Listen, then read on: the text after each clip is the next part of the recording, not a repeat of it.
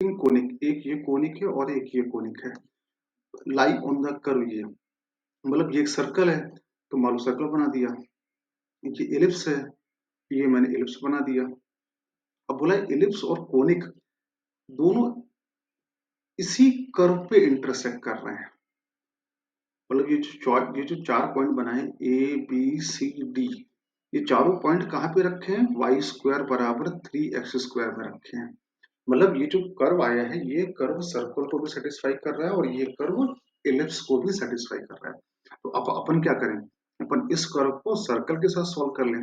आपके पास अननोन कौन है, बी अननोन है, तो वाई स्क्वायर की वैल्यू यहाँ रख देते 3x², तो x² वाई स्क्वायर की जगह पे 3x² इक्वल टू 4b।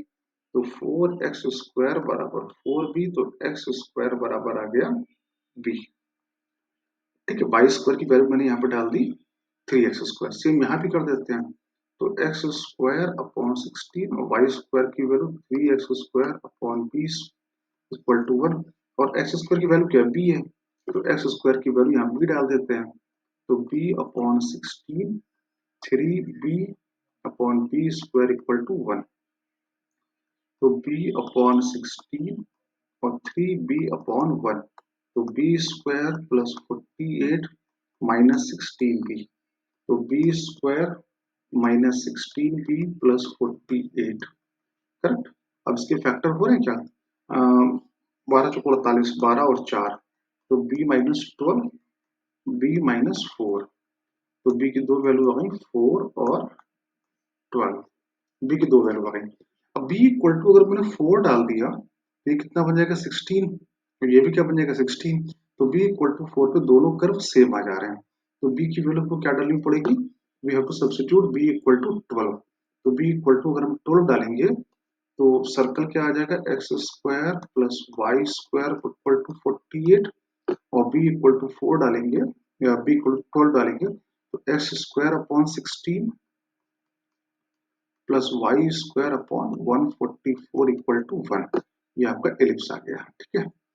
अब इन चारों पॉइंट, तो अपन जब b की वैल्यू हमारे पास 12 आ ही गई है, तो b की वैल्यू जब 12 आ गई है तो यहाँ डाल दो, तो x² बराबर 12, तो x बराबर प्लस माइनस 2√3, और x² की वैल्यू अगर 12 है तो y² बराबर 36, तो y बराबर प्लस माइनस 6।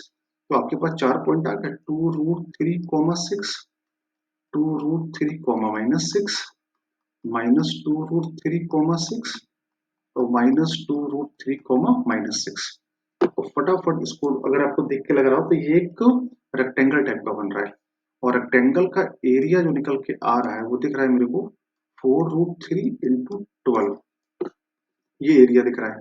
अब ये कैसे दिख रहा है, आप सोचना कैसे दिख रहा है, then 3√3 times of the area of the rectangle.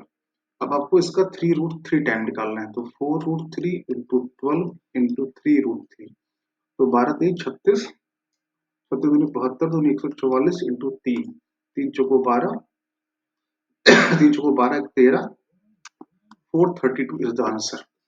तो सबको समझ में आया ये सवाल। इस सवाल को लगाने का तरीका मैंने क्या लगाया कि दोनों कर्व को आपस में इंटरसेक्ट करा दिया।